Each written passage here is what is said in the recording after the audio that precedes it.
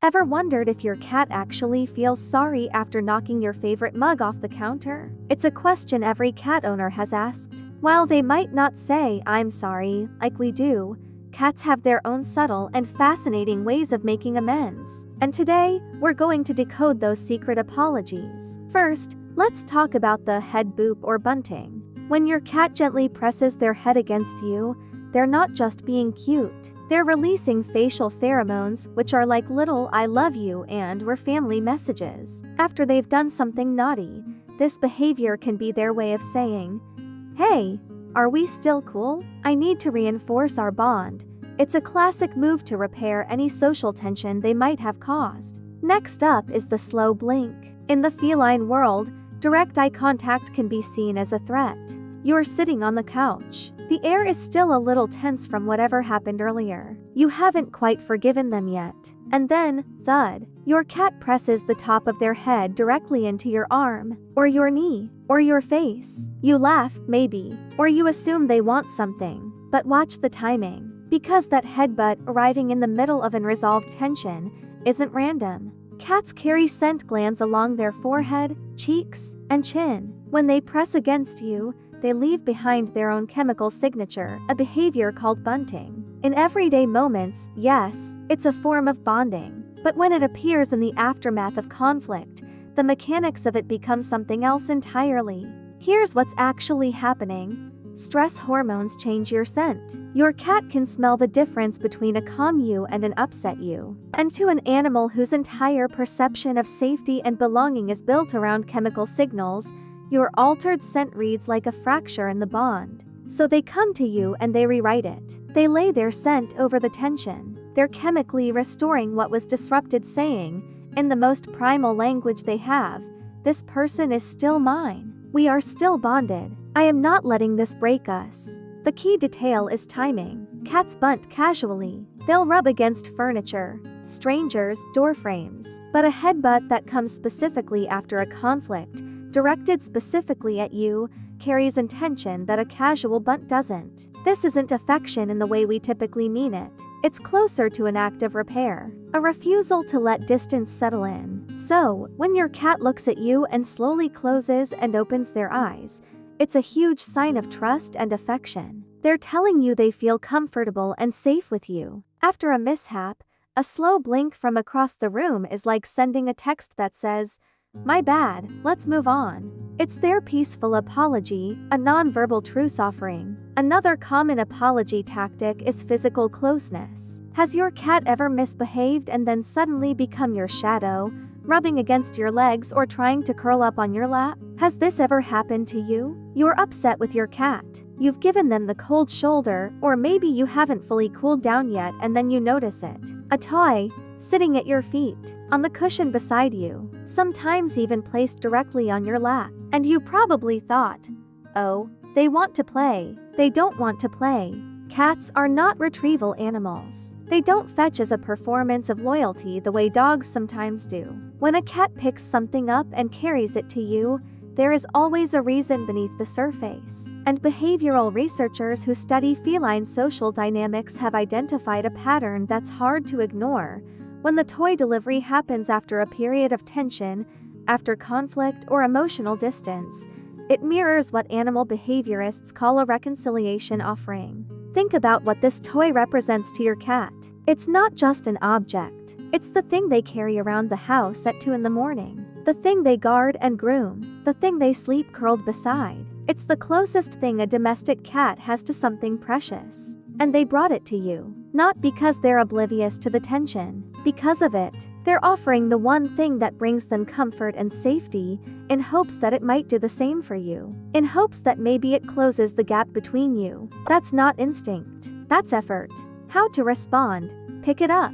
Acknowledge it. Hold it for a moment, or gently toss it nearby. You don't have to play a full game. The acknowledgement alone is the message they need. Don't toss it aside without registering what it cost them to bring it to you. This isn't just them seeking attention. It's an attempt to re-establish a positive connection. Sometime after a tense exchange, your cat climbs onto your lap or creeps close and begins to lick you. Your hand, your wrist, the inside of your elbow, maybe your chin. And your instinct might be to think it's weird or sweet, or that they're just drawn to the salt on your skin. But grooming between cats, called allo-grooming, is one of the most socially loaded behaviors in the feline world. And what most people don't realize is how selective it is. Cats in feral colonies don't groom just any other cat. Studies show it's reserved almost entirely for cats with whom they share a strong social bond. It's not about hygiene, it's about maintaining connection, reinforcing trust, reducing tension in the group. And here's the part that's genuinely extraordinary. When cats groom each other during or after conflict, researchers have measured drops in heart rate in both animals involved. The act of reconciliation calms them down physiologically. Repairing the bond is, literally, how they self-regulate. When your cat grooms you after conflict, they are extending that same behavior to you. You are, in their social world, a member of their group, and they are performing the act that says, "We're okay. I want us to be close again. I'm choosing you." It is, without exaggeration, one of the most intimate things a cat can offer. How to respond? Stay still. Let it happen. You don't need to reciprocate in kind. Just remain present and unhurried. Leaving or pulling away in that moment reads as rejection. Your stillness is the acceptance they're looking for. You raise your voice, or you've been avoiding them, and your cat does something that stops you cold. They roll over and show you their stomach, and you reach down to rub it and they scratch you. This is one of the most misread sequences in cat behavior, and it causes real damage to the relationship, not because the cat was manipulating you, but because both of you were working from completely different scripts. The belly of a cat is their most physiologically vulnerable area. Vital organs, unprotected. In the wild, no cat exposes their abdomen unless they feel genuinely safe or unless they are making a deliberate act of submission to de-escalate a threatening situation. When your cat rolls over in the middle of unresolved tension, they are not inviting play. They are surrendering. They are making themselves small and open and vulnerable in front of you as a way of saying, "I am not a threat. I know you're upset. I'm showing you I trust you anyway." It is the most exposed they can make themselves. And it is a profound act. The tragedy is what usually happens next. The owner sees the belly and reaches. The cat, already in a heightened emotional state, feels their most protected space being grabbed at by the very person they were trying to make peace with. The swipe or bite that follows isn't aggression, it's alarm, a reflex triggered by a perceived violation of trust in an already vulnerable moment. The cat wasn't being manipulative, they were misunderstood. How to respond? When you see this, resist the urge to touch the belly. Instead, slow down, speak more quietly, offer a slow blink. Let them know that you received the gesture, that you see the vulnerability they just offered, without turning it into an opportunity to grab at the part of themselves they were trusting you with. I saved this one for last because it's the subtlest and the most human. After something difficult happens between you and your cat, you may notice them doing something that looks like nothing. They appear in whatever room you're in. They don't meow. They don't rub against you. They don't ask for food. They just sit somewhere close, watching you with a kind of quiet patience. You finish making coffee. They're in the kitchen. You move to the couch. They're on the floor nearby. You go to the bathroom. They're just outside the door. This is not separation anxiety. This is not coincidence. Behavioral researchers call it proximity maintenance, and they've documented the same pattern in bonded primates after conflict. Rather than forcing physical contact or vocalizing distress, the individual simply reduces the distance between themselves and the one they've had a rupture with, and then waits patiently, without pressure.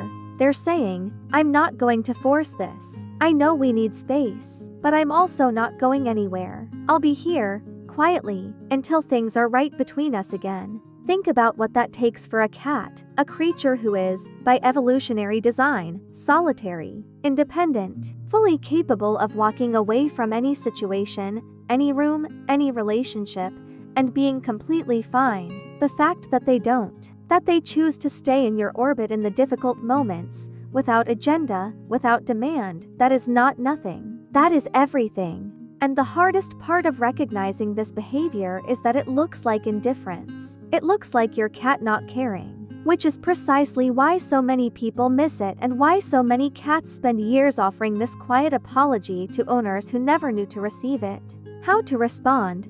You don't have to do much. Just acknowledge their presence. A glance, a soft word, moving slightly toward them. You're letting them know the door is open, and sometimes that small signal is enough to close the distance entirely. 6 behaviors, 6 apologies, 6 moments that pass in seconds and that most of us have watched happen without ever knowing what they meant. The slow blink that asks to be met with one in return. The headbutt that chemically rewrites conflict. The toy that represents everything they value, placed at your feet. The lick that slows both of your heartbeats. The belly that asks to be seen without being taken. And the quiet that stays with you, without pressure, until things feel safe again. Your cat does not speak your language.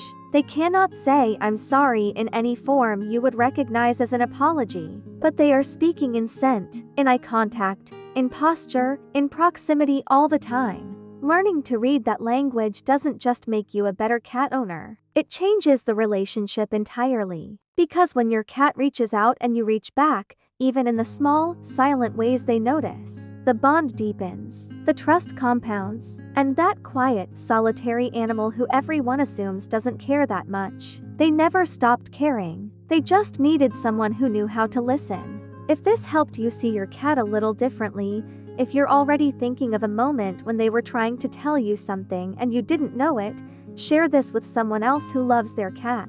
Subscribe if you want more of this. And the next time your cat finds you after a hard moment and just sits there, let them stay.